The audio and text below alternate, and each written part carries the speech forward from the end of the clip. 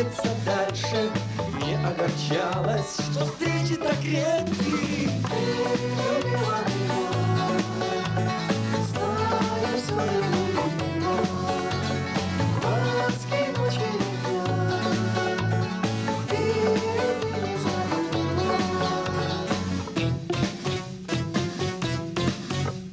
Не обжигала губ ложным упреком, не оскорбляла слов горечью колкой.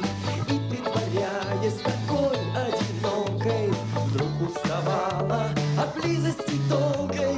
Не обещала быть в старости рядом, не уверяла, что сердцем остыла. Словом и делом, и жестом, и взглядом не говорила, но все же любила.